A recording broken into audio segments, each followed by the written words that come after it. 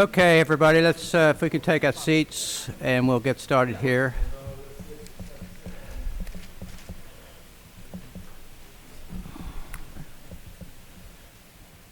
All right, well, welcome to the March 12th edition of the Pelican Bay Services Division Board.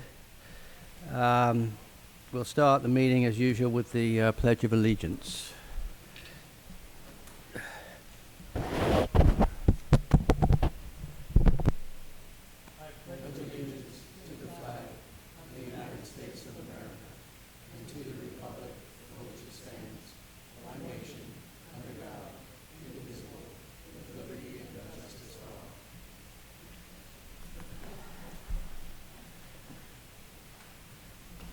Okay, I've got all board members present except at the Mark Furland is definitely not coming. Rick Swider is usually 2 minutes late, so we'll hope he's here. And Brad, I thought was around, but I don't see him. So, and Peter Griffiths is not here. We didn't expect Peter though, right? No. Okay. Bob, you can update the minutes if Rick and Brad turn up here. Okay. Agenda. Can I get a motion to approve the agenda as drafted? Second. Thank you. Anybody? Discussion? Additions? Changes? All those in favour, please say aye. Aye. All those against? Carried unanimously. Approval of the May 12th. Sorry, February 12th. Board meeting minutes. Motion to approve. I move that we approve them. Thank you. Seconded someone? Say thank you. Any changes, anybody? Additions, changes? Welcome, Rick. Okay, all those in favour, please say aye. Aye. Those against? Okay, thank you. Thank you, Bob, as usual. Thank the Foundation for allowing us to have our meetings here as usual. Appreciate that. See Mike Ruffalo's here. Thank you, Mike, for coming. Appreciate it. We go to the section of the meeting where we offer the microphone to anybody in the audience who would like to bring an issue up with the board. If it's an issue that you see that we're going to get to later in the agenda, I'd ask you to hold your comments until then. But if there's anybody got anything else they want to address the board on at the moment, would you please go to the microphone and state your name and where you're from so that we can record it in the minutes. Anybody? Yes, ma'am.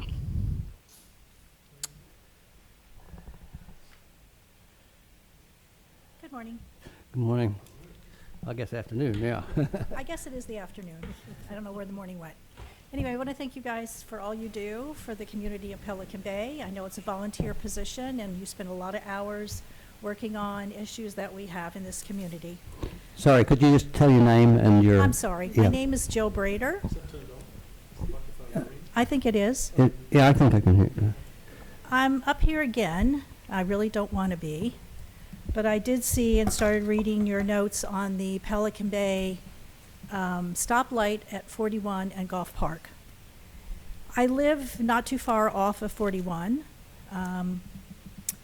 And I have to tell you, if you do not live on or near 41, you cannot appreciate the amount of noise we receive off that road on a continuous basis. Last night in my bedroom, with shutters and sliding glass doors closed, I could hear a number of cars and motorcycles racing down 41, going at least 75 miles an hour, if not more. It's loud, it's noisy, it's polluting the people who live along 41. I know you're not taking up this issue right now based on what I just read, but the facts are that part of Pelican Bay Service Division's responsibility is to keep this community safe. And I think to keep this community safe, we need to put a light at Golf Park and 41 to help slow down the number of speeding cars and motorcycles down that road, especially when there's not a lot of traffic on that road, to allow people to make safe left-hand turns to go north on 41, which is not what's happening now. You think that it's okay for us to make a right-hand turn and then make a U-turn on 41, but it is not, and especially during season, it is not. It is dangerous. It is going to cause somebody their lives at some point. And if we have any sense of safety for our members, we need to do this. We need to pay the money. We need to get that light in. I know there are people who don't want the stoplight. They don't want to pay to get the stoplight put in there. And I don't know anything about the sidewalks other than we put sidewalks in for thousands of dollars. I'm assuming that those sidewalks are on Collier County property. And so if that is the case, then we as a community are spending our money, even though we've gotten taxed by Collier County, to put those sidewalks in. So it's the same idea, just a different place. And if you look at what somebody would pay per unit in this community to put that light in, if it's even if it's $2 million, it would be $300 a household. And I think to save a life and not cause somebody any pain for a member of their family being injured or killed at that intersection, it's something we definitely should be doing, is putting a light in at that intersection. One last point I want to make, I do know everybody in this community will not be using that intersection, but not everybody in the community is going to be using the park that we're spending $6 million on.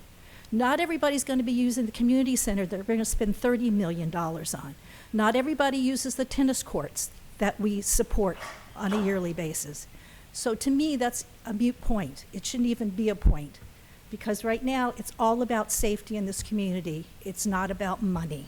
So I would appreciate if Pelican Bay Service Division would take this back up, would look at it, and let's move forward.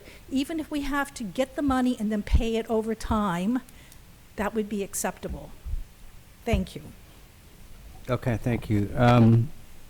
I think Joe will have a couple of comments on this issue later when he gets to the landscape and safety, but we had a similar comments from another resident last week. You make some very good points, and I won't go into it right now, but Joe will have a couple of follow-up comments later on that.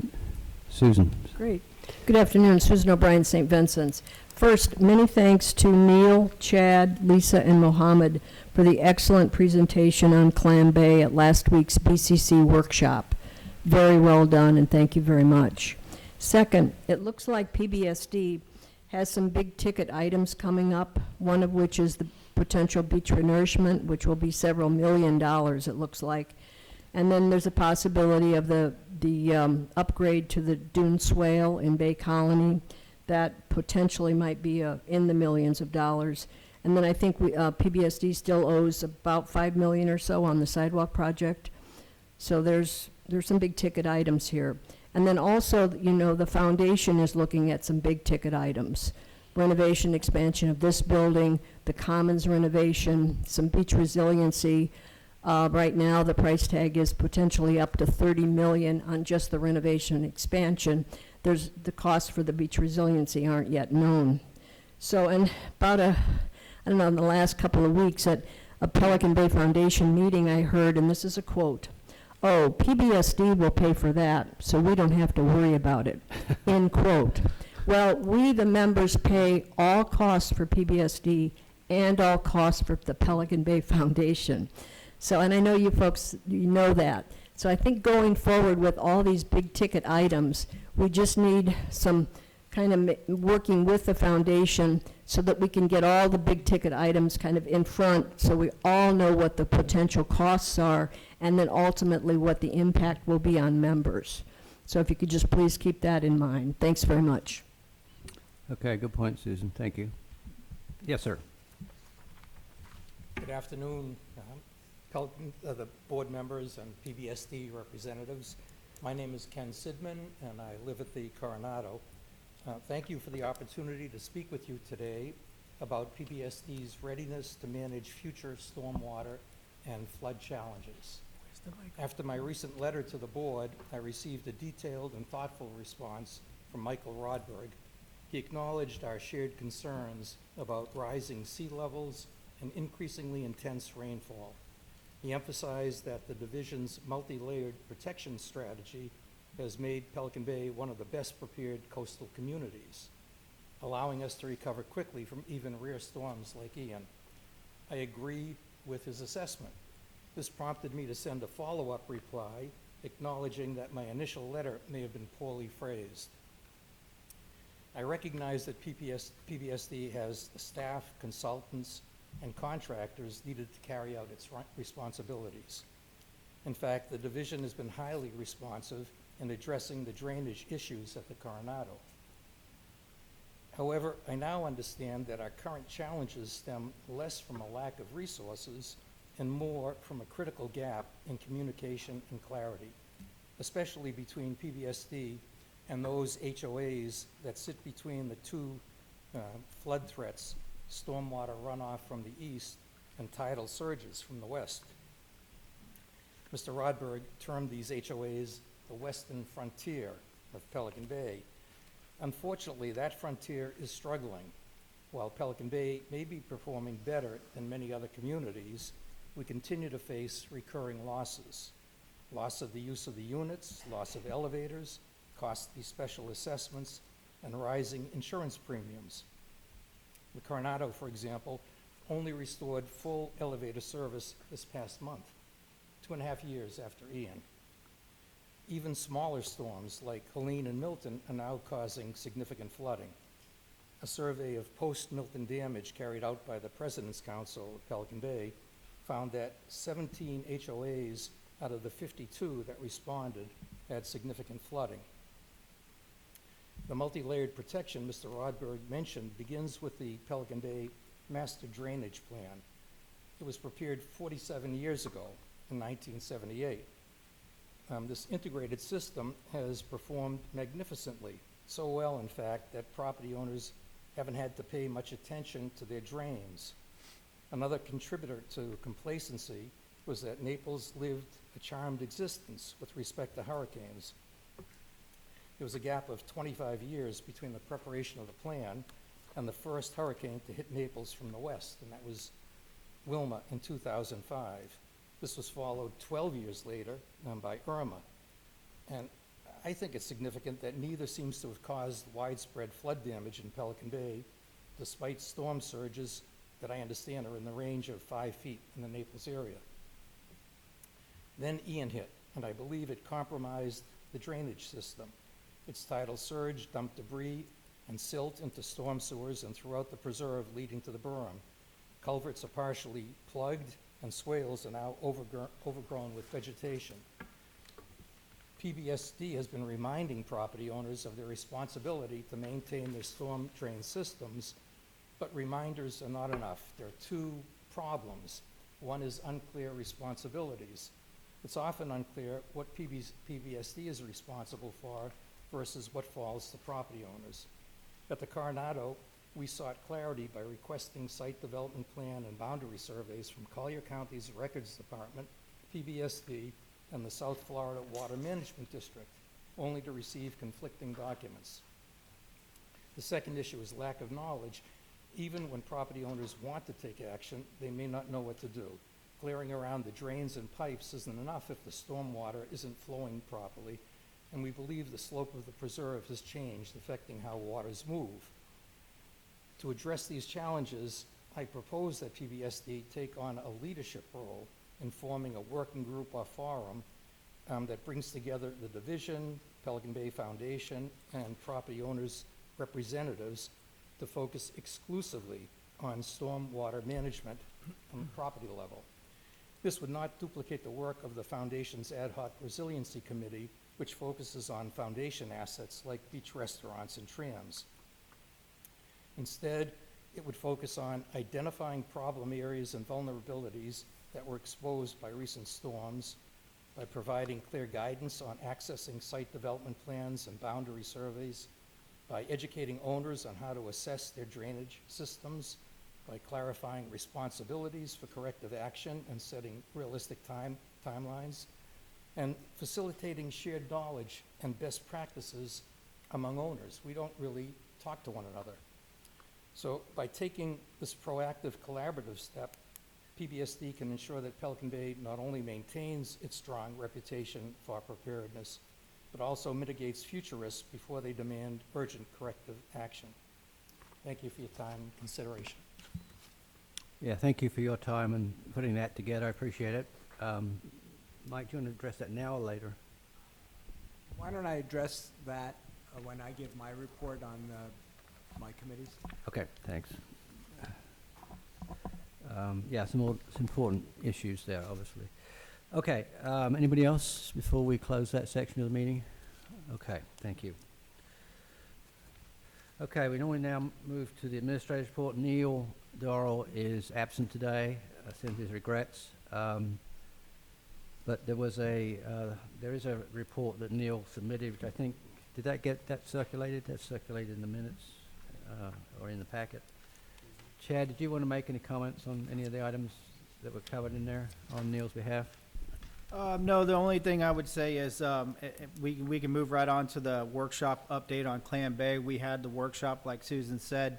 The county manager and the Board of County Commissioners would like to set up some kind of subcommittee to look at this and get some more information.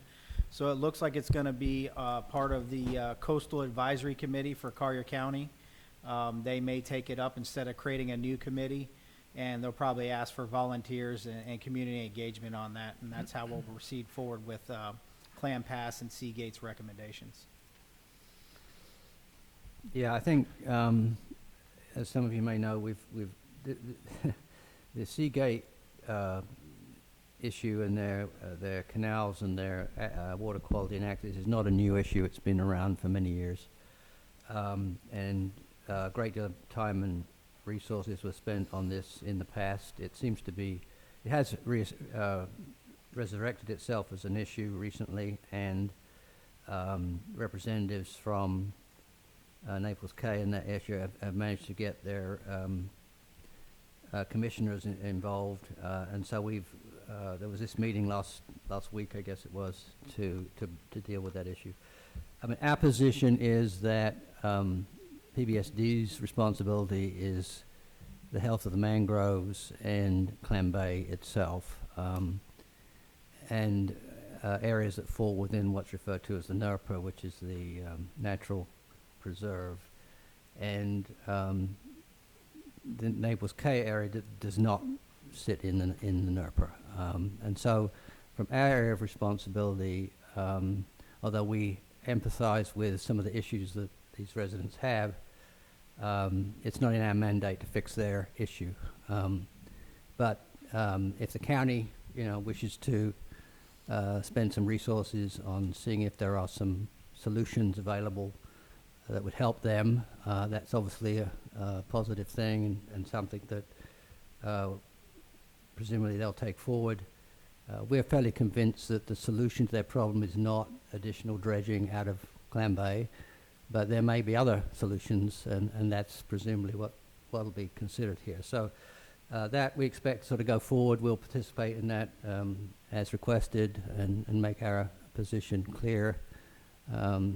Our consultant has been working on this and similar issues for many years, and so we have a fairly clear understanding of what's involved here. So, but it'll take some time for this to progress, and as I say, we'll keep an eye on it, and we will be active in participation of whatever committee gets formed. So.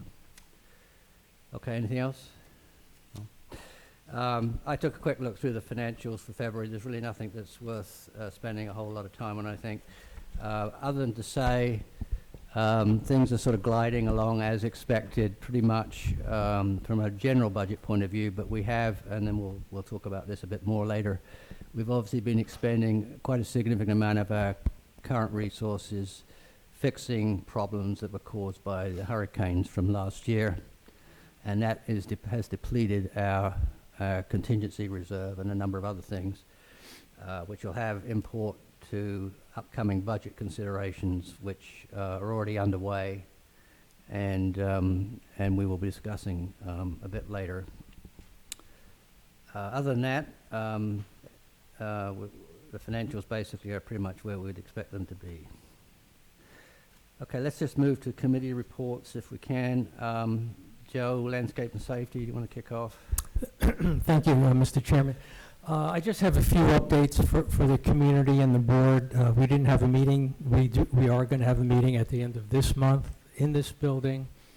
Over the past few years, and one of the residents made comment about the traffic light, we've heard at different symposia, the property owners held several, that there were some alternatives at the US 41 and Gulf Park intersection to make it safer than it is right now with the right turn only. Each of the three basic possibilities to remedy the safety of that area involved a certain amount of money, either $30,000, $300,000, or as was mentioned earlier, maybe $1 million, $1.5 million. Our staff contacted the county attorney, and this relates to the PBSD and where we are in this consideration. The county attorney has opined that the funds, the taxes, the assessments that we are responsible for can only be spent within the MSTBU, which is our taxing district. Our eastern border is the US 41 berm, which is owned by the foundation. The state road, the median, is indeed a state road. It's beyond our borders. So we cannot expend any tax funds that we're responsible for collecting and using for any endeavor outside of our borders. You know, and they go from it goes from Waterside to Marketplace, the beach, to the berm. It's kind of like a rectangle of sorts. And all the commercial properties and the residential units within that taxing district, that's the only place that we can expend funds. So that kind of gives some clarity to this issue, and we are just not by law able to be a participant and expend any of your tax money for a traffic light, a median correction or modification, or any other project. But I do have some good news. The state in 2027 is going to resurface 41, and as part of that resurfacing project, they are going to make a permanent median modification at the 41 Gulf Park intersection that will make it impossible for cars, trucks to make a left-hand turn. They will fund it. So that is probably the solution that we're looking at. Other than that, any other solution the PBSD is really not responsible for or can participate in.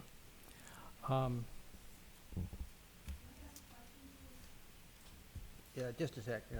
So you got something else on that, Joe? Not on this, no. Yeah, go ahead, sorry. Okay, if you want to, here, take this. This might be easier for you. If it works. There you go. Okay. So please tell me if I'm wrong, but I think there was an assessment a number of years ago to beautify the medium strips on 41 through Pelican Bay, Just the berm, just the berm. the berm, and the No. berm's owned by the foundation. So none of that vegetation that was put on 41 a long time ago when they expanded it to 3 lanes were monies that we spent to do No. that? Nope. No. We raise funds to redo the landscaping berm that's foundation property. Okay, so That's never the- did happen. The western side of 41. Yeah. Yeah, all right, the west side of Right. 41. Where the berms are, Yes. We right. don't do anything in the medians. Okay, because I thought I remembered assessment coming through that allowed us to put vegetation in the medium on 41. 5 I don't years ago. think so. 5, 6 years ago. No. Couldn't even No, be longer than that, because time flies when you're having fun. Yeah. Yeah, it may have been proposed, but it didn't happen. Yeah. Okay. I think that to your other issue, though, if I could just address that. I mean, I think we talked about this a little bit last time, and Joe's kind of clarified it further than we had it last time. But as I recall last time's meeting, we concluded that if this were to be something that the community wished to pursue, it had to be done through the foundation and not through the services division. And Susan Levine at the last meeting, I think, indicated that she was going to take that and fold it somehow into their strategic plan that they're working on, okay? That's, I think, where we left it, and I think the only, I guess the only sort of wrinkle here is that if, and we didn't know this last time, if the county goes ahead and makes this permanent, thing, it kind of makes it a bit more difficult then to put a light in, perhaps. But I think the possibility of a light seems to be not, it's something that's perhaps worth pursuing, but it seems to be not in the short term. So I think the foundation is where you need to put the pressure if you wish to continue with this. And it's interesting that Joe's point about them now planning to at least put this permanent thing in, which is, if you like the current solution, it's a better version of that. So okay, yes, May sir. I ask a Yeah, go question? ahead. What has changed? Because I thought it was just a few months ago that they said we didn't qualify for the state to do this concrete berm. And so now they're willing to say, yeah, they're going to pay for it. And my understanding is that that's what, $300,000 to $400,000 that will cost the state. So will the state contribute that much money towards the community if we wanted to put the stoplight in, the difference? From my understanding, which was actually this morning, I got the phone call. It was folded into their resurfacing project. Even the Walt did not know, when he presented for you all. It was folded in that they would modify the median, and they will pay for it. So that's in the works, and it's a state project because it's a state asset, and they're the only ones that are going to be involved with it. Right. I just was a few months ago, I think it's in your all's meeting minutes, that we didn't qualify for the temporary because we didn't qualify for the permanent. So that just seems like a big change within a couple months if it was folded in. Yeah, I think it's been a moving, a bouncing ball. I don't think our contact, this engineer with the state, really had concrete knowledge of anything going on. It was a surprise to him that it was being funded, and it was being actually part of their resurfacing project. So I think, I think it's the glass is half full because we're going to get some remedy to this situation. But for those of you who think it should be another remedy, it's still an open issue, I guess. But it's an open issue. It's a state road, and what we found, and I'm just going to kind of get into another update. The median and making a U-turn has been a problem because of line of sight.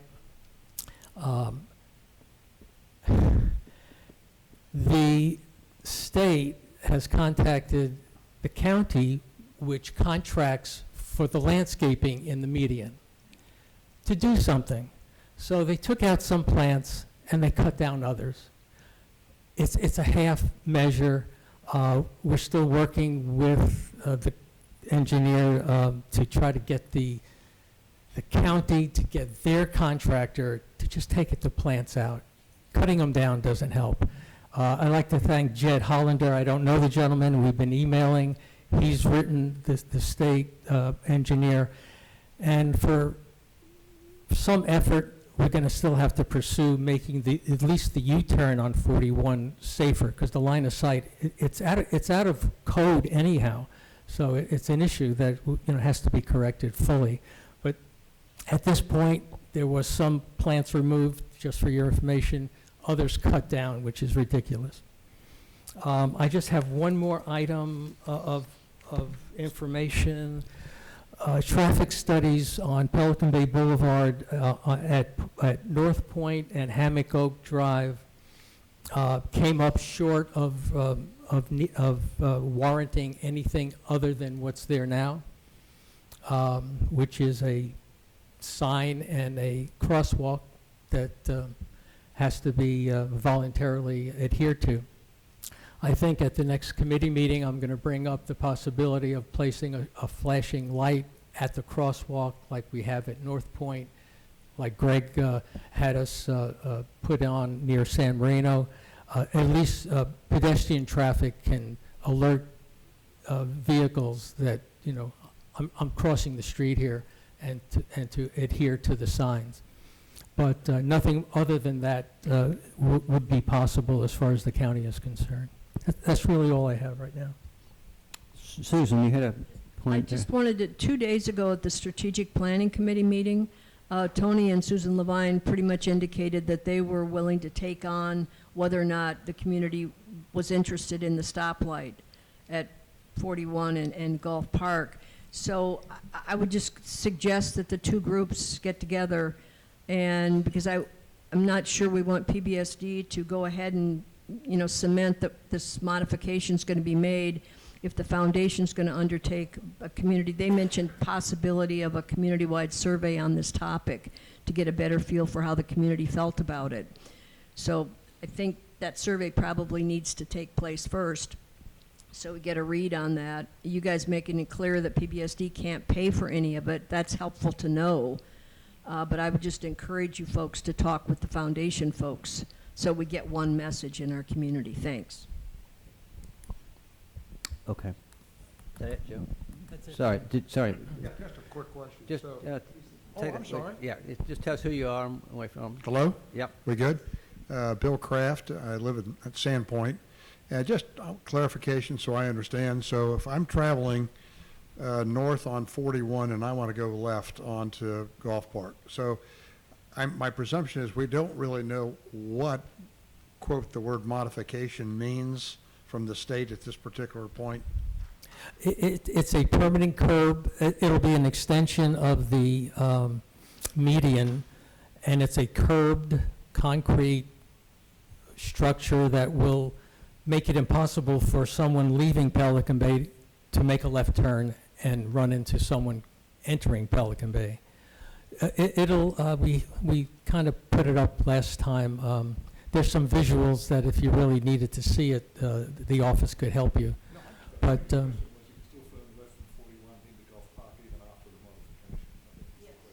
Yes. yeah.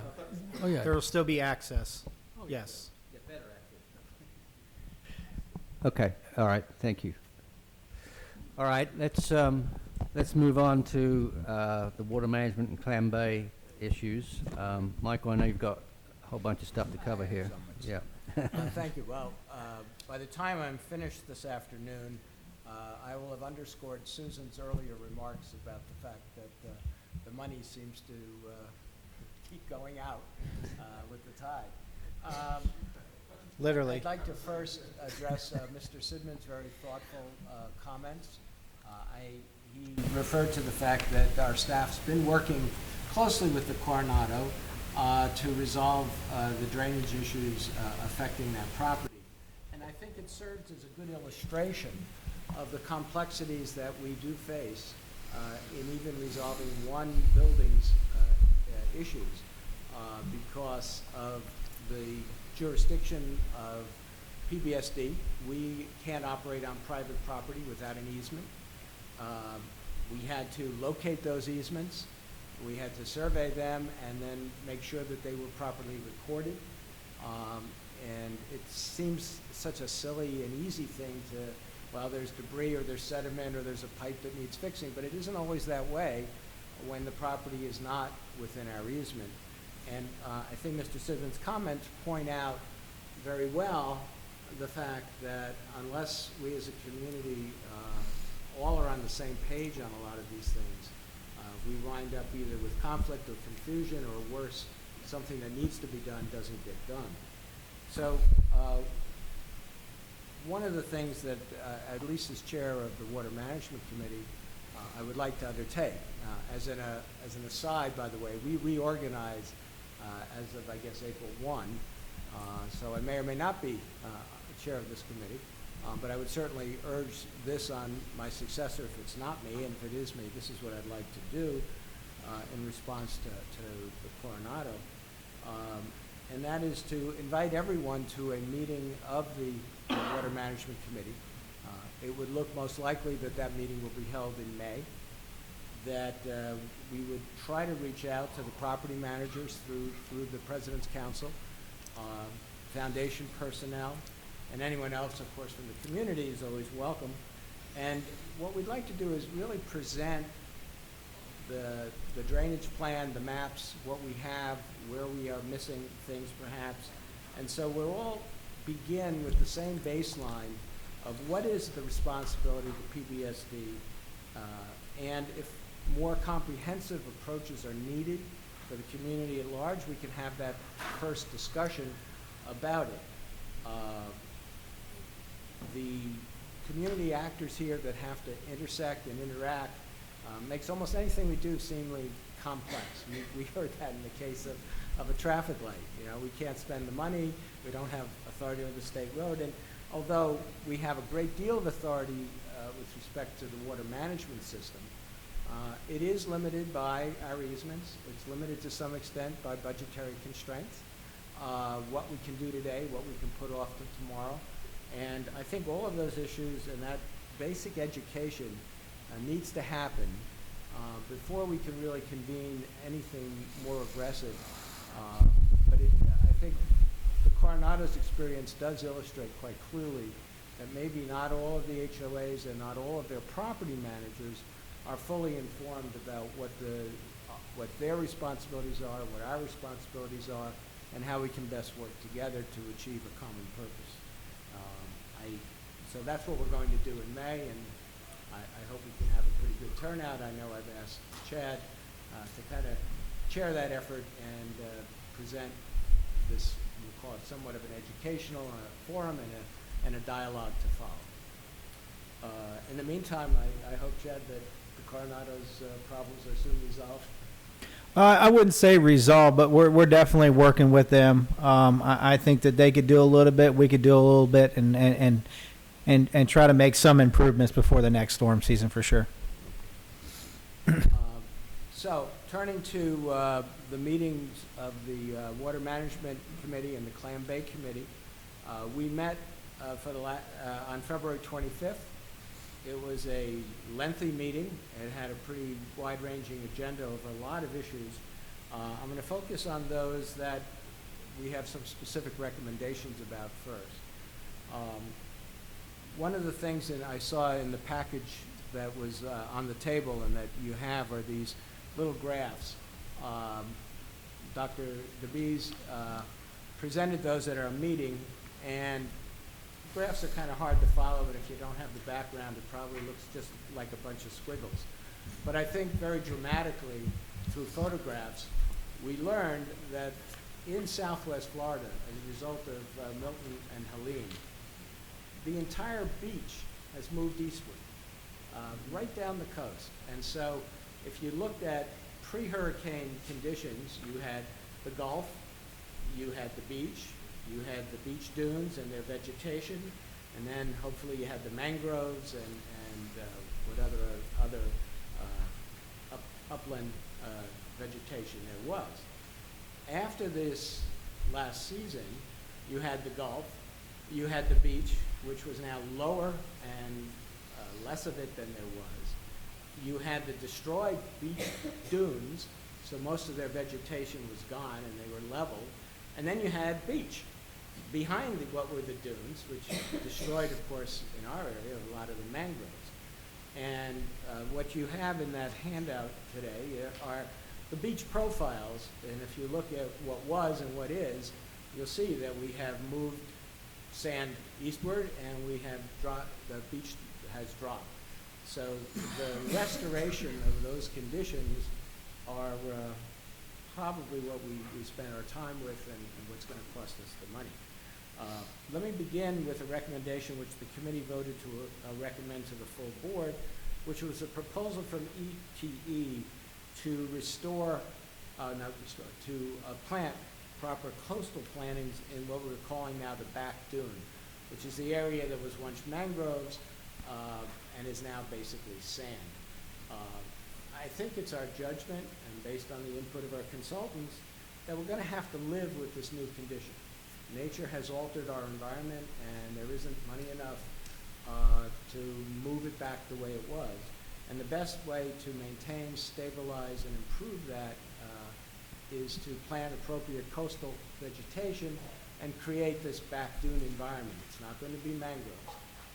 Hopefully that will preserve the mangroves that we do have, protect them to the extent we can, and provide an aesthetically pleasing rather than a naked sand deposit. I think we've removed as much of the sand as we can do feasibly at this point. And so we had a proposal for approximately $450,000 for back dune restoration. And it was our recommendation to the full board that that be approved as a necessary step in the process of reestablishing our community and the way we need it and want it. Do you want me to go through all of these, or is it a call for votes? Is it? As to Clam Pass itself, the bathymetric survey was completed. We have a recommendation from our coastal engineer for a dredging to be conducted this fall in the order of about 10 to 15,000 yards. This would be done under the current permit and probably the last dredge under this permit, as our permit expires March 26th. And it was our recommendation to instruct the staff to proceed with the TBC to set up and try to accomplish that dredging this fall. I would just make a side note.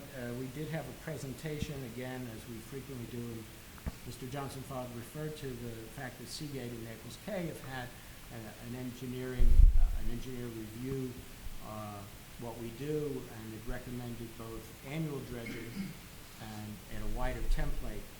We don't do annual dredging. We do dredging based on critical ratios in the tidal action, so that we act when we need to preserve the mangroves and the appropriate flows of water. We don't do annual dredging just for the sake of dredging. Michael, just one question, sorry to interrupt. The expiration of the permit, is it 26 or 25? 26. 26, got it, thank you. We are proceeding with the renewal process. We have the data now to do so, and hopefully new permits will be in place before these expire. Cross your fingers. So the response I think our committee has had to the Seagate Committee in Naples Cay is, Michael said, we do sympathize with some of their concerns, but we need to proceed with the current permit and obtain its renewal, and anything we might do in the future would be by way of modification. This is a strategy which we used 10 years ago. We've had a number of modifications as we learn more about what we need, and it's a good strategy, and we're going to continue to follow. On the issue I started with about beach renourishment, the committees voted to support the recommendation of our coastal engineer with respect to the beach template. We have two sections that we need to consider. The beach from marker 31 and a half to marker 36 is FEMA eligible, meaning we can get reimbursed the money that we spend on that renourishment from FEMA. That's a lengthy process, and we need to do the renourishment now. We will get the money back. So we're going to have to fund something on the order of $2.5 million, I think is the number, and hopefully get all of that back at some point in the future. The area from marker 36 to marker 40 is not FEMA eligible. We've asked our coastal engineer to come up with an estimate for the renourishment of that. It was not available at the time of our committee meeting on the 25th of February, but I see him in the audience, and I'll bet you he has done that. Yeah, Mohammed, there's a mobile microphone here if you want to use that rather than coming up to the... For the record, Mohammed Dabis. The budget that is estimated through this survey for Collier County includes approximately $2.5 million that should be eligible for FEMA reimbursement as part of the county's project. However, hasn't been filed yet, and this is ongoing, but we should always plan on tagging on the county's effort and include our segment from Bay Colony to Marker 36 to be fully restored as part of the county's effort. And then the county will proceed with the FEMA claim, and hopefully that will be successful. And between the FEMA claim and money that could be allocated from the state for the storms, it could cover the majority of the $2.5 million for that segment. The segment from Marker 36 to Clam Pass is the part that does not qualify for FEMA reimbursement because there are no upland structures and doesn't have public access. So that section is permitted under our Clam Pass management to restore the beach berm and the dune. I'm not certain if the PBSD is planning to engage with sand recovery from the overwash into the mangrove and that section or not, but if we choose to claim some sand, that would reduce the deficiency in the dune and berm in that section, or that approximately 3/4 of a mile to 1 mile. If we don't, then the approximate amount of sand that is needed will be roughly 20,000 yards that could come to between 1 million and 1.5 million to nourish in conjunction with the county's nourishment program next year. So in short, you have $2.5 million that need to be coordinated with the county and be included in the county's FEMA claim. And then we have the section that's on the preserve part and the part between the two restaurants that may need additional sand. Part of our dredging in November this year or December will also go into that area. So the range is to be considered as a range. It could be slightly less than 1 million to 1.5 million if at the worst. And that 1 million to 1.5 million will not be eligible for reimbursement. Thank you, Dr. Davies. So our committee considered the part that was FEMA eligible and has made a recommendation to the full board. I would like the full board then to consider the second part of that recommendation. Obviously, the committee didn't have a chance to opine on it, but it seems perfectly consistent with everything we're doing. We want to use the dredge sand to the extent we can, minimize our use of sand, need for sand, and minimize the trucking problems. And also, I think you had said, Dr. DeBees, that the amount of sand that the county's putting on south of us, we might wind up with some of that sand just because it gets blown over as it has in the past. So your view that it's kind of a broad estimate at this point, because we don't know how much sand we really need to import rather than use what's available to us. Yeah, so this year they nourished Park Shore, and we expect that some of that sand will end up in Clam Pass, and we have to clear it, and we'll have to put it on a template that is near the South Beach facilities. And but we typically dredge somewhere between 10 and 15,000 yards. We're deficient about 20. So ideally, if the area at the restaurant at the inlet bank, I take that back a little bit, because we will always need some sand at the inlet bank, because the inlet pushes towards the South Beach facilities.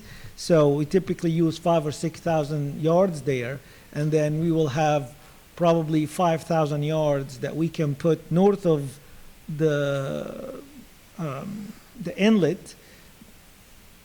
So we could only truck 10 to 15,000 yards.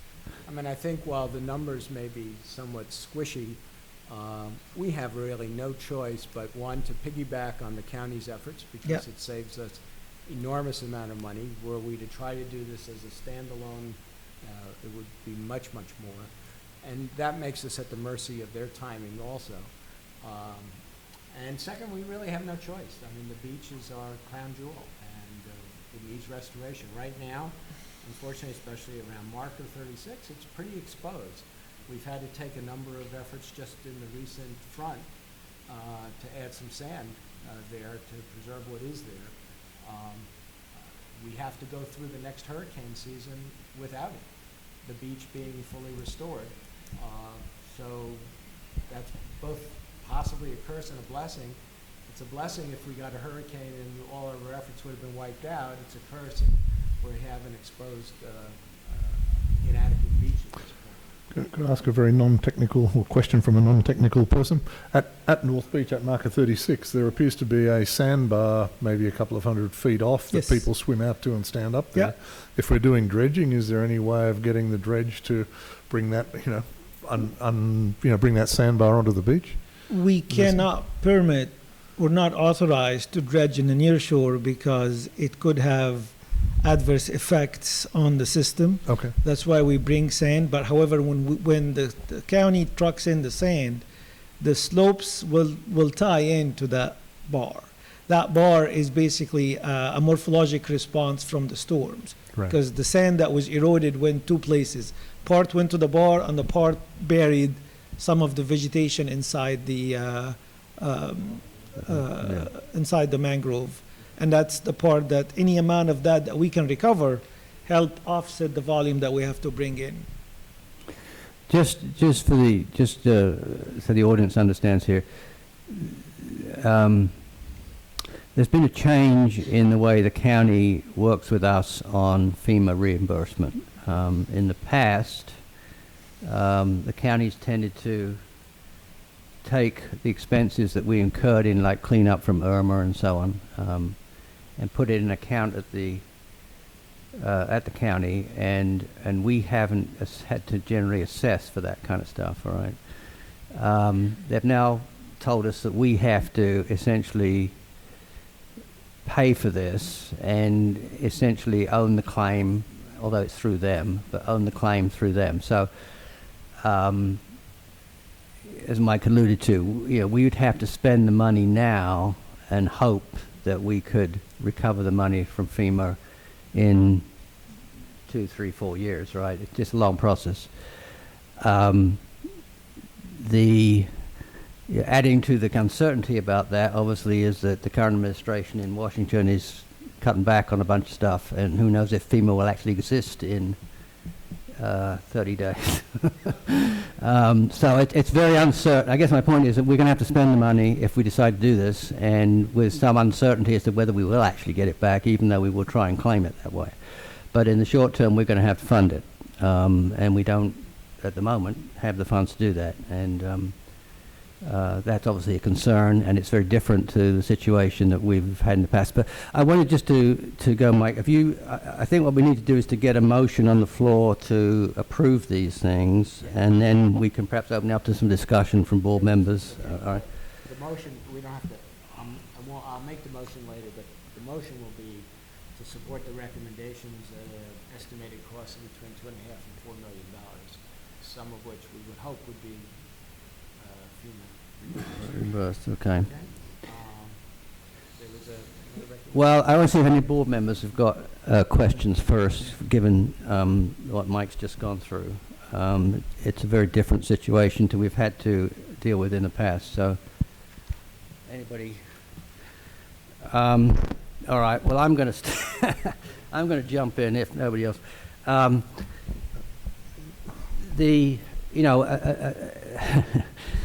This situation is I guess unprecedented, at least in my time on the committee, and I think probably in recent history here. As we've talked in the past, the hurricanes that we've had to deal with in the past have largely been wind events, and we have incurred expenses from those wind events to clean up debris and stuff around the community. And some of that has gotten to be very expensive at time, particularly after Irma, as I remember. And then we did get some FEMA reimbursement on that activity, which was helpful. Then we kind of fast forward to Ian, and then we get a water event, right? Which largely impacted residents and homeowners, and not actually so much PBSD. We did have some landscaping and activities around that cost us some money, but it wasn't a huge expense for us. And then we come into last season, and now we've got a sand event, right? And as Mohammed indicated, you know, the effect of that was essentially to push the sand that we used to have on our beaches either backwards or dredge it out into the Gulf. And if you look at these little cross sections that Mike alluded to earlier on, you can see a lot of that sand sitting out there as a big bump. But it's useless to us out there, basically. So we've lost that sand. And as you walk up and down the beach right now, I guess the best way to describe it is that it's been pretty well trashed. And the difficulty is that from the Foundation's recent surveys and things, you know, the beach is one of the most important things that residents in Pelican Bay value. So it's pretty clear that we need to make an effort to put to restore some of that as quickly as possible. I guess my question, Mohammed, is, as I walk up and down the beach, you know, certain sections of it look, you know, better than others. Do we have any options other than, you know, the whole enchilada that make any sense, or are they all any options kind of got? My preference is that we try to continue the sand recovery beyond marker 36, and that hasn't been done. That's why that section is more deflated. There is a sand intrusion in the order of 100 feet landward. So in addition to the sand on the bar is in the active system. And if we have favorable weather, some of that sand will come back to the beach. But the sand that's inside the mangroves, unless we bring it, the whole system migrated landward. And I strongly recommend that we try to recover some of that sand, elevate the berm from marker 36 to or form a small dune in that section until we have the avenues of nourishment next year, or before then having extra sand from Clam Pass, and that will reduce the financial impact from the volume that we need to pay for in that section. Chad, we've done pretty much everything that we can to get sand out between Bay Colony and 36. Is that right? We're kind of... No, we've just done the restaurants. We still have to do from marker 36 to marker 40. Okay. Now, that's part of the $450,000. Yeah, there's 130 of it will go to Urtec Enterprises, and 316 is for planting. So we actually have to extract the sand first before we can replant. But that's part of that 450. That has not been done yet. So but from 36 north, we've done everything we can in terms of getting stuff out from behind. For the dune swell area, yes, the dune swell is completely functioning again, and we've extracted all the sand out of the swale. And how about from the dune swale termination at wherever it terminates, and 36? That's still a 36. We extracted a lot of sand behind marker 36, but it's already quite a bit of it's washed away, and we're having to work it pretty hard after every cold front we have. We're having to find some more sand to put out there. It's in bad shape. It needs a significant amount of sand. The profiles are about 85 feet, and we definitely don't have 85 feet from the coastal setback line to the coastline. So just playing devil's advocate here, right? In the past, we have, at least in the recent past when I've been around here, we have, when the county's done renourishment, the county does half a mile south from Vanderbilt Drive as being public access, right? That's still the case, I take it. And so we pick it up from around about 31.5, and we go south, right?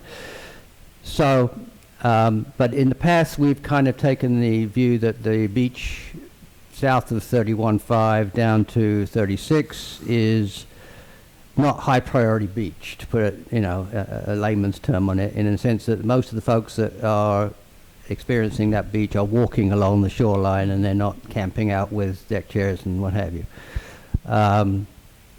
So your view is that just filling the areas essentially around 36 and possibly South Beach is not really a feasible alternative this time because of the damage, the extent of the damage that's been caused between 31 and 36.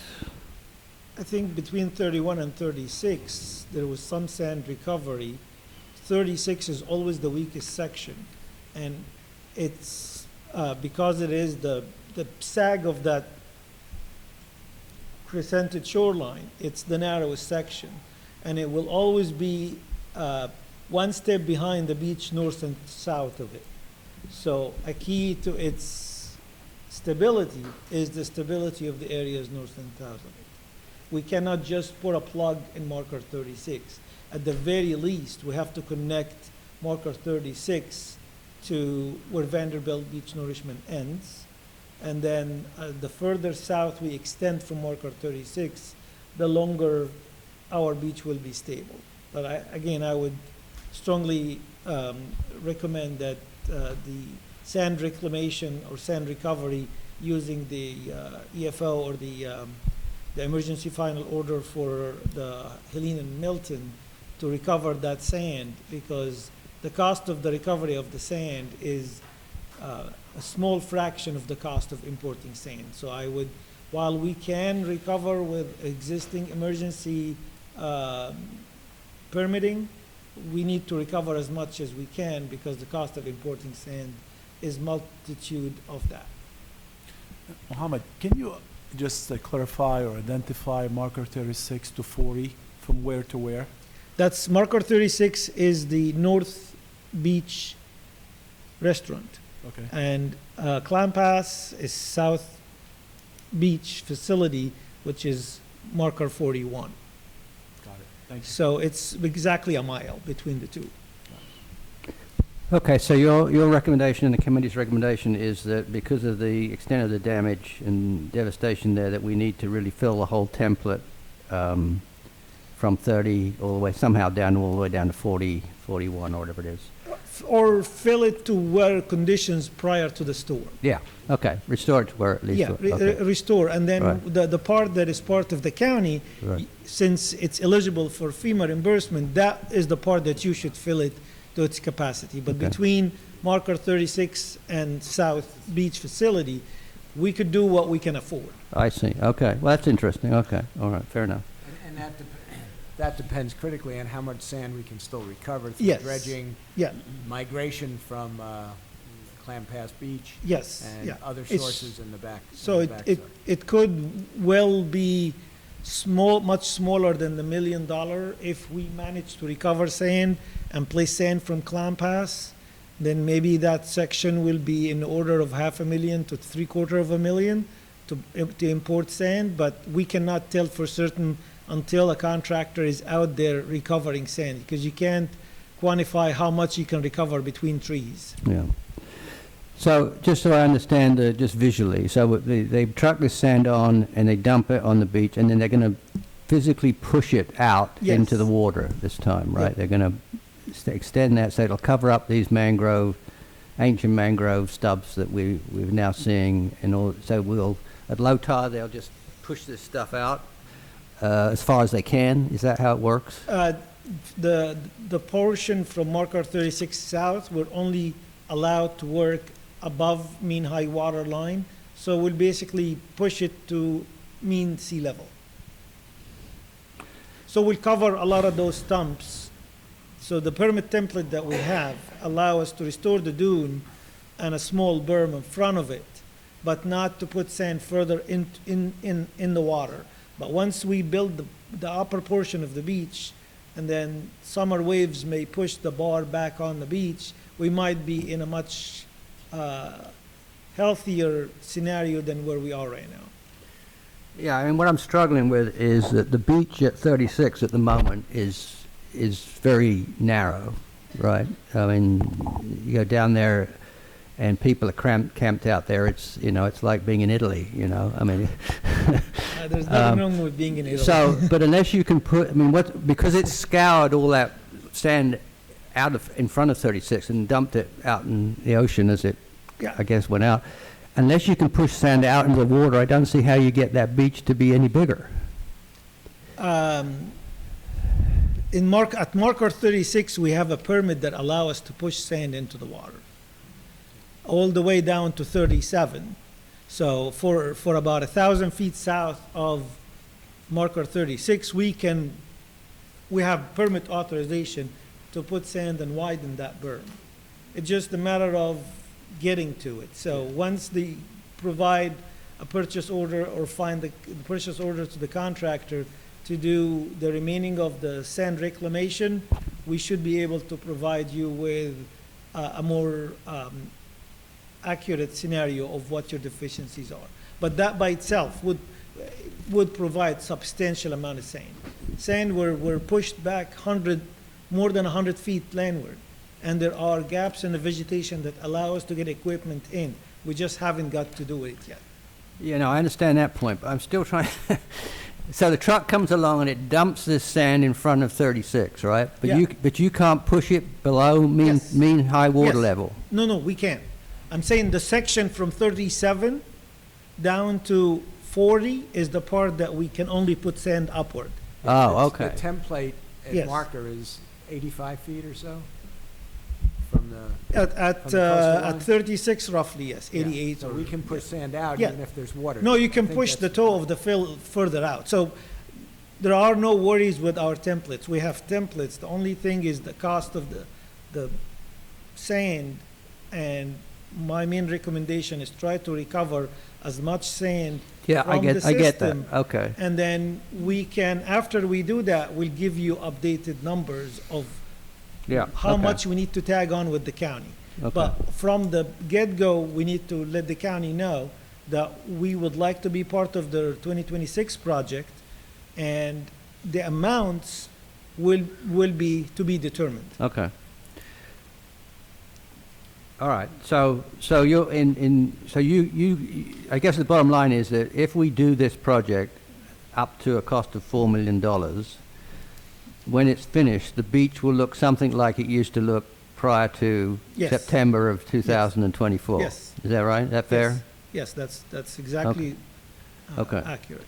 All right. So then my only other issue then is this back dune, whatever the hell it is. Yeah. Yeah. Pull up the back. Yeah. And, you know, digging out, 100,000 for digging out the sand is fine. I have a problem with that. But I kind of wonder whether or not we're just wasting money, putting, you know, some vegetation back behind this, I guess you're going to try and grade the beach up to 5 feet or something at the back of the beach, and then it goes over the top and it drops down again, and the proposal is to put some vegetation in that swale behind the beach, right? And I, you know, just as a layperson, I'm not a gardener, and I'm not. It seems to me that, you know, every time we get a storm at the moment, the sand comes over that 5 feet and just dumps into that. So we put this stuff in there, and it's just going to get swamped every time. And I think it's just, we're hoping that we will have a year or two without active storms, but any recent vegetation, when you get a storm surge that overtops the berm, any new vegetation have small chance, like we saw with the marker 36 vegetation. But that doesn't mean you don't do anything. But I would say my preference in that section is that if we are able to reclaim the sand and provide elevation that are suitable for recruiting mangroves, that should be my first priority. And then wherever our dune ends up after our recovery, we need to assess what kind of vegetation that can be more sustainable and also can recruit in its own, and then try to do sections and see how it holds. Don't put all your eggs and all your budget in one season and then have it all get wiped out. So if you stagger them If you do the 300,000 over 2 years, then at least if we were lucky and we get the first half done and we don't have a storm, we still have remaining budget, we can go put the rest. But if you put them all in 1 year and then you get a storm, they're all gone. So I would say, as much as possible, create environment that will allow natural recruitment of mangroves by putting the right elevations, maybe planting some mangroves in elevations that promotes mangroves on the water edge. And then as you go up the profile, try to do sections so that you do not become too vulnerable to one storm taking all your budget away, like what we had with marker 36. And Mr. Chairman, we do have Earth Tech here that, and this was also part of their report and their recommendation if you want to hear from the consultant. Yeah, I think the discussion at the committee level really saw three things. One, and you can weigh these against budget constraints any way you want, but the first was this coastal vegetation needs time. And the sooner you start, if you're lucky that the storms don't happen, you develop a more resilient foundation that can actually withstand a storm. If you simply wait and hope that it doesn't happen, and if it didn't happen, then you wasted a season or 2 seasons or whatever. The second reason was purely aesthetic. It doesn't look great. And coastal vegetation and the proper variety is a more aesthetically pleasing environment. The third, although maybe a somewhat minor consideration, was our tortoise population was wiped out pretty much, and this coastal vegetation does serve as a sanctuary and resource for the tortoises. It was those reasons, I think, that drove the committee to make the recommendation to do this now. Facing the kind of budget constraints that the chairman, I think, is alluding to, you know, it's a judgment call, obviously, for the board as to whether to defer it, to do it in pieces, or do it now. And, you know, there will be a motion on the table based on our recommendation. Maybe we can further discuss it if you want. Just a couple of questions, because I'm struggling with this, as I'm sure anybody would, trying to get their head around this. Ian was a water event, and it didn't seem to cause a major bunch of sand to move, right? Because we had a healthy elevated dune that had vegetation and healthy mangroves. So Ian was the first punch that kind of created gaps and created deflated dunes. And then we had Idalia that was also a surge event in 2023. Then 2024, we have Debbie, Helene, and Milton. Right. The vegetation at marker 36, I believe, survived Debbie, but then once Helene came, or maybe the tail end of Debbie got part of it, and then Helene totaled it. So it's just the likelihood that we will have a year like 2024, by statistics metrics, is small. However, there are so many variables in the climate and in a lot of things, you can never discount any tropical season until it's over. Yeah. So it just requires, like anything with risk, you need to just come to a decision that allows you to get some benefit and minimize your risk, or if budgets are available, you hope for the best. So just one final question then I have. The sand that got pushed behind 36, am I right in thinking that sand got pushed there with Ian? Yes, Originally? starting with Ian, yeah. Okay, starting with Ian, right. So that was in 2022. 22.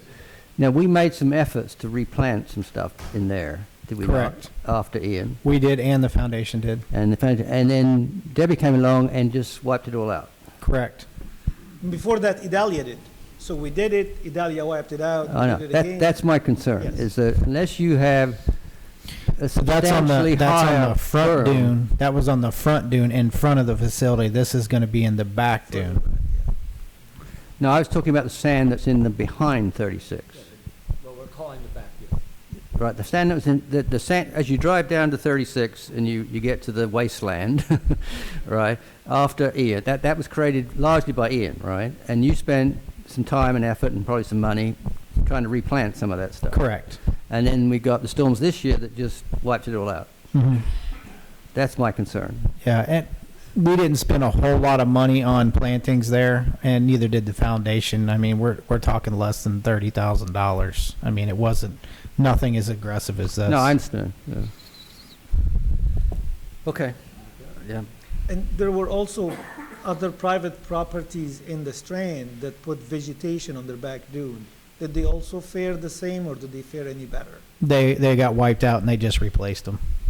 But what I'm saying is there was no example done in Naples or here where certain size or age of vegetation was able to handle any of those storms. None of those right on the Across the coast board. couldn't handle it Yep. because they're behind the homes. There's nothing that could slow it down. And they had some pretty mature sea grapes out there as well. Yeah.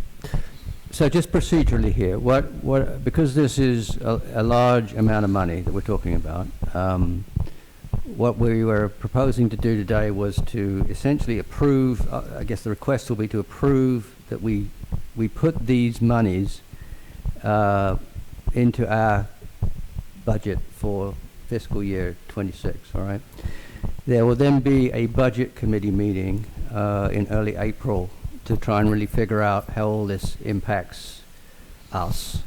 And so at the either the April or the May meeting, depending on how we go, you know, the final nail in the coffin here will be when we approve the budget so we've got a month or so of possible, further considerations on this as we go forward. But today, the approval will be to request the budget committee to include this in the 26 budget.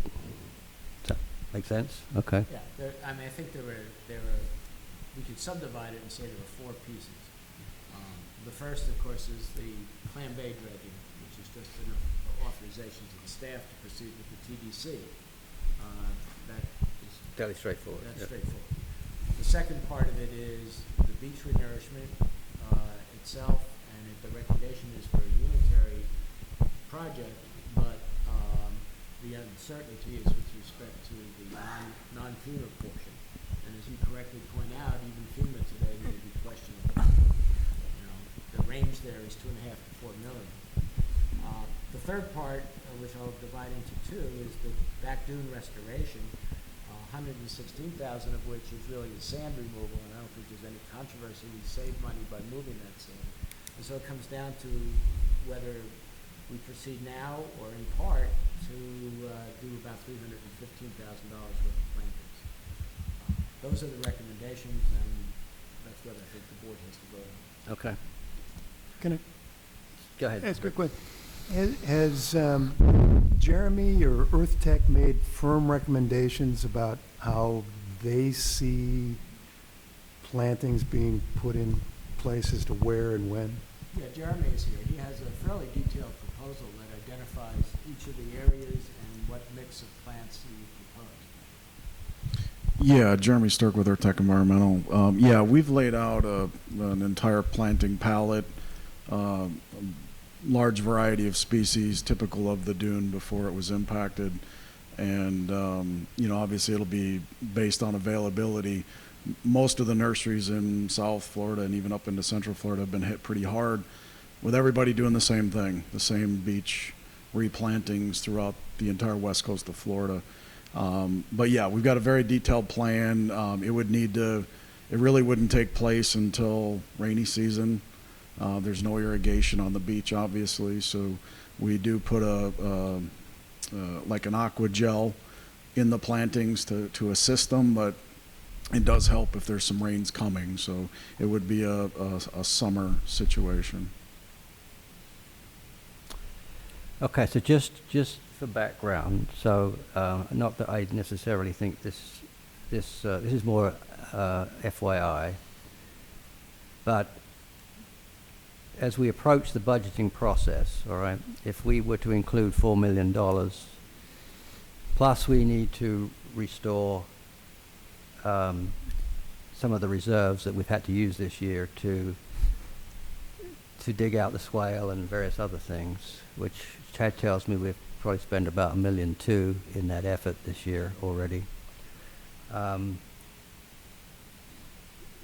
That's going to require a significant increase in the assessment. I won't get into the details at the moment, but just an FYI that my preliminary estimate of that is somewhere in the order of $500 per ERU, which is something like a 50% increase. Now, it is, that would restore, hopefully, the beach and allow us to go into next season with some reserves, because if we don't replace the ones we've used this year, we were going into next year with no reserves, and if we get hit with anything, even a wind event, we'd have no money available to do that. So we can't do that.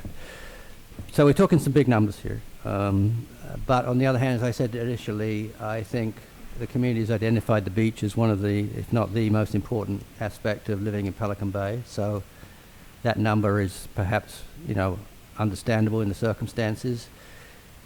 Even at $500 per ERU, it's significantly less than the foundation assessed everybody, last year for the replacement of the hurricane damage to the restaurant. So in that perspective, it doesn't seem to be quite so dramatic, but it is something that we're going to have to step up to and be prepared to vote on in April or May. So just an FYI. So do you want to make these proposals, Mike, and we'll go ahead? Yeah, I'll make them as a formal proposal, carries the unanimous recommendation of the Water Management and Clam Bay Committees, and I'll recap it once more, that we authorize the staff to proceed with TDC funding for the Clam Bay dredging event to be held in November, December this year. That's number one. Let's do that one then. Can I get a second on your second? Okay. All those in favor of that motion, please say aye. Aye. Anybody against? Okay. Okay, you passed unanimously. Thank you. The second is the recommendation to cooperate with the county and piggyback with the county on the beach renourishment project, recognizing that approximately $2.5 million would be eligible for FEMA, and that the balance, which is uncertain, it could run anywhere from less than $1 million to up to $4 million. I'm sorry, up to $1.5 million, but will restore the beach to the conditions before the recent hurricanes. That recommendation also comes from the committee, and would like to see the board approve it. Okay. So second that. Anybody got any comments? Further comments? Okay. All those in favor, please say aye. Aye. Those against? Okay, that one's carried unanimously. Okay.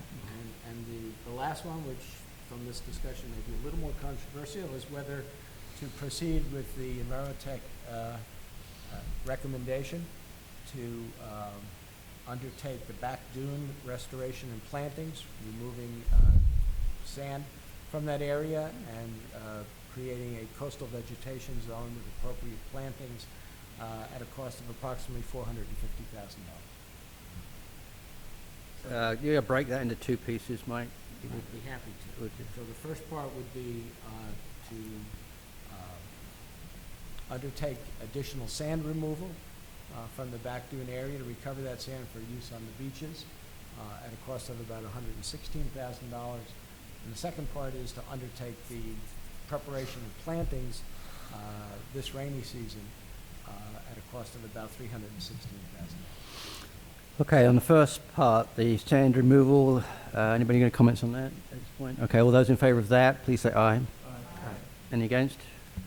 Okay.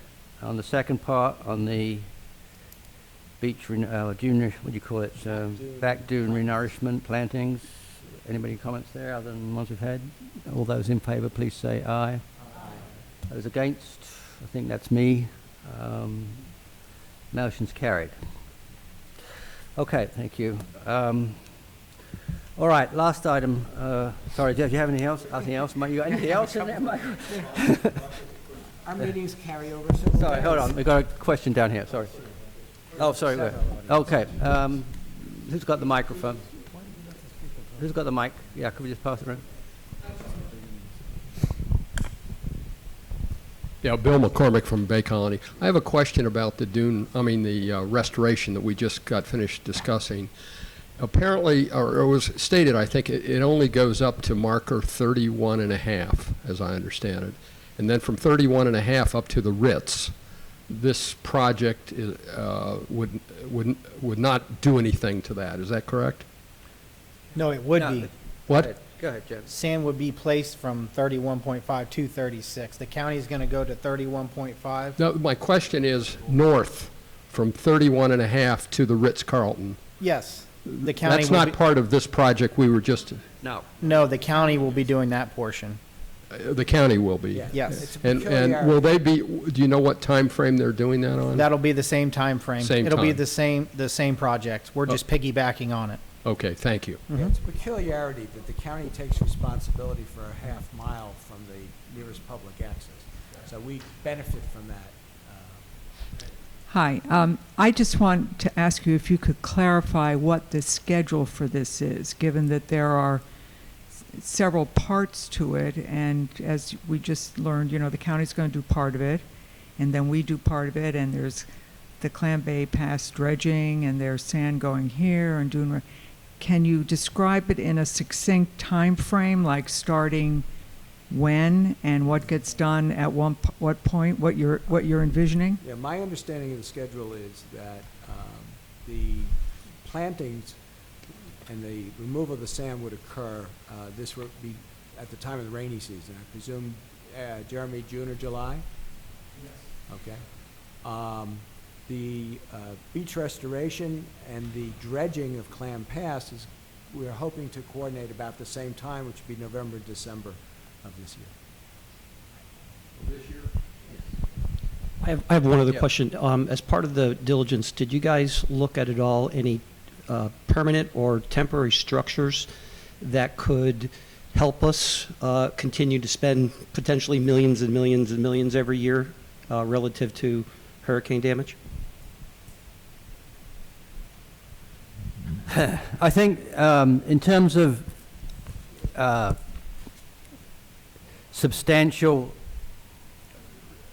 coastline resiliency projects, things like concrete berms and what have you, that's really only ever been discussed in the context of a broader approach from the county, right? Perhaps you're not familiar, but the Army Corps of Engineers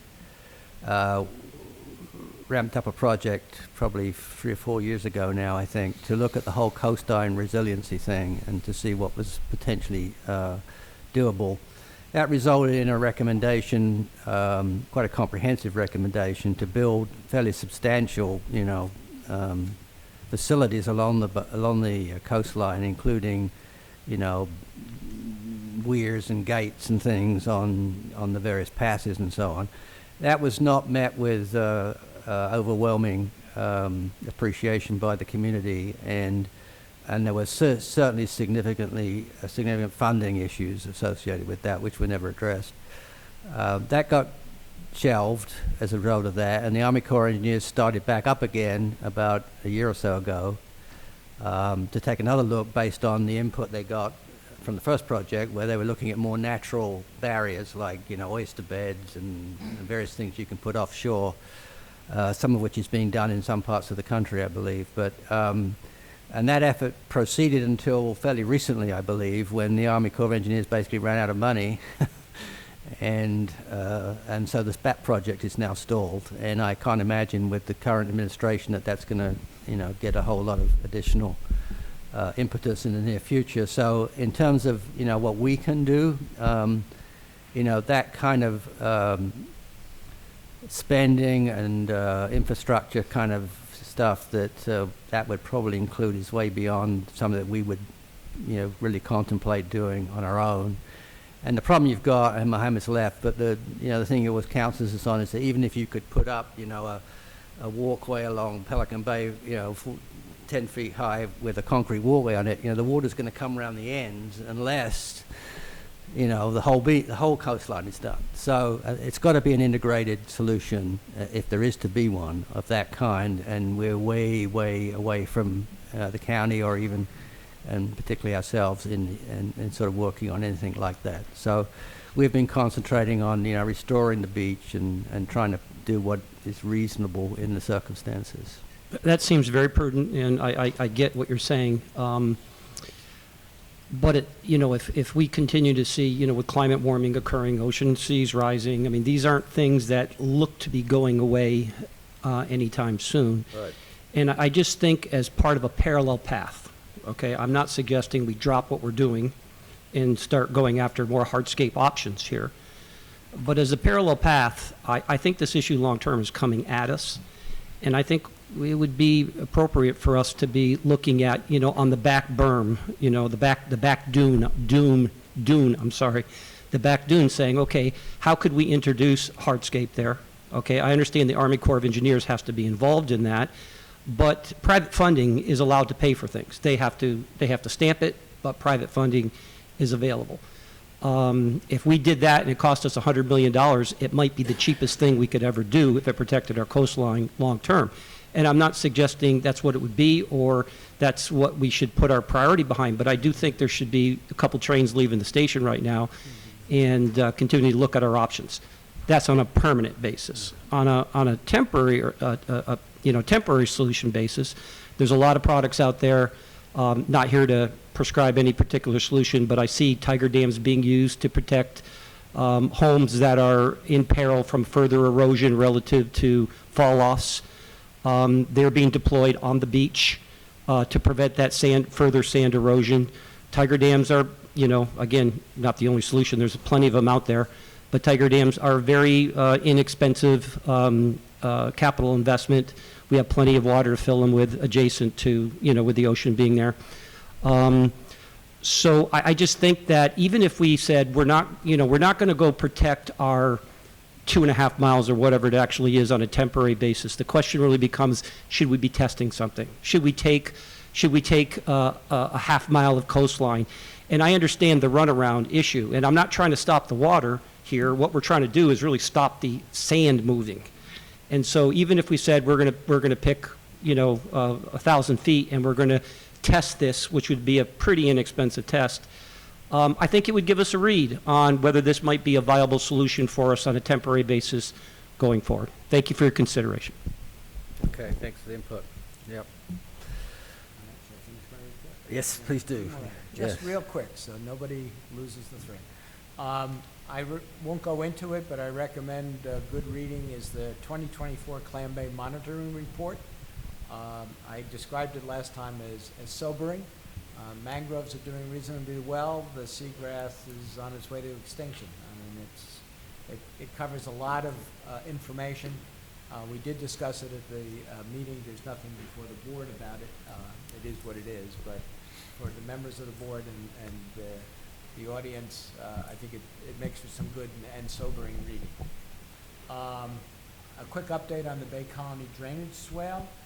We had a presentation of a conceptual proposal, and I emphasize the word conceptual, for using reinforced concrete pipe to basically harden what is a mostly natural drainage swale for the Bay Colony. It would cost the proposal, the conceptual proposal, put a number of $3.4 million of construction plus $200,000 to $300,000 of engineering.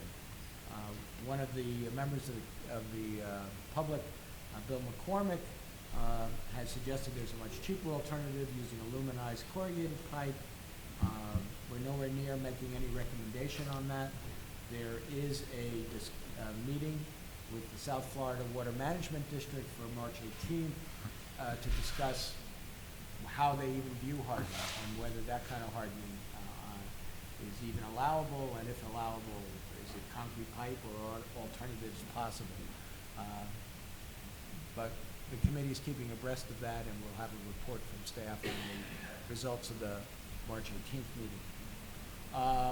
I was authorized to and did send a letter to Foundation with respect to the resiliency efforts, simply to the point that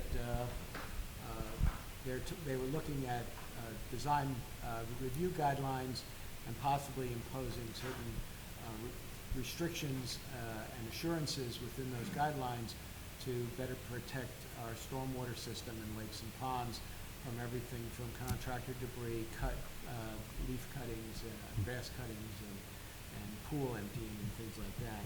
I did attend the subsequent foundation meeting, but the issue never came up, and they moved on to other things. So, but we are in communication, and to the extent we can be helpful to foundation in suggesting ways and means of improving our water quality, we will do so. And the last one was a recommendation. We had this year a combined water management and Clam Bay committee. As you can tell from the length of this report, there's a lot of work. We had recommended splitting those committees back to individual committees with separate chairs. The biggest obstacle is that it takes a lot of staff time to prepare and attend these meetings. It takes consultant time, which costs us, to prepare and attend these meetings. And to the extent we can work together, it's more efficient, but it does burden the committee members as well as the staff to some extent. So we came up with an alternate recommendation, which is that perhaps since the two issues, you have east of the berm and west of the berm is kind of the frontier for that. And we suggested that perhaps the chair, and it's in the chair's discretion, would consider co-chairs of the committees and joint meetings whenever appropriate to minimize staff time.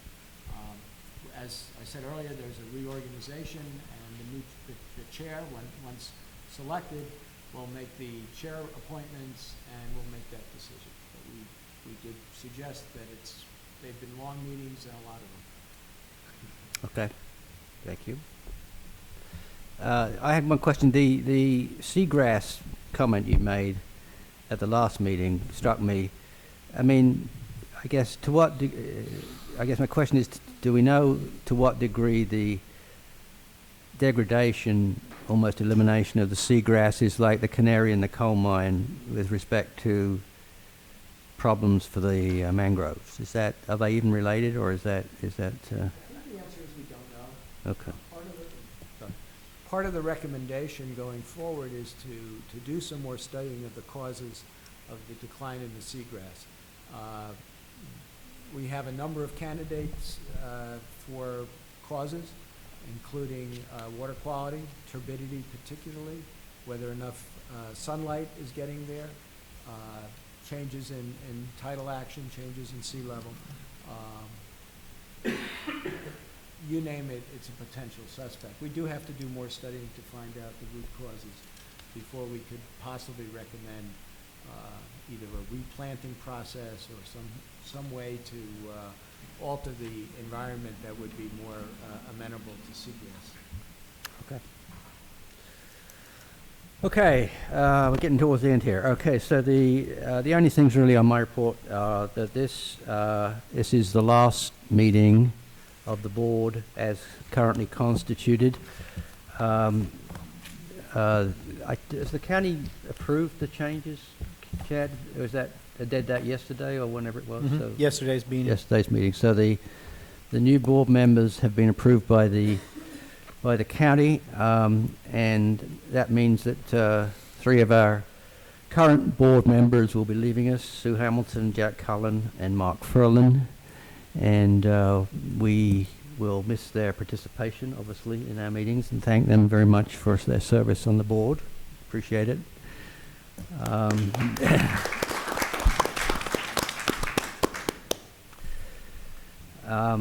And the next meeting will be on whenever it's April the 12th. Is that 9th? No, April 12th, April 9th.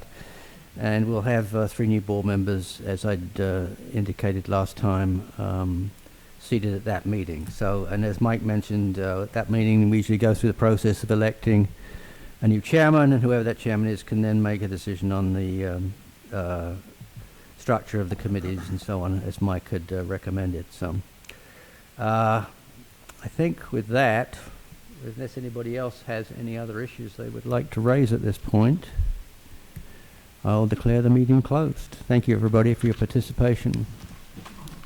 Thank you.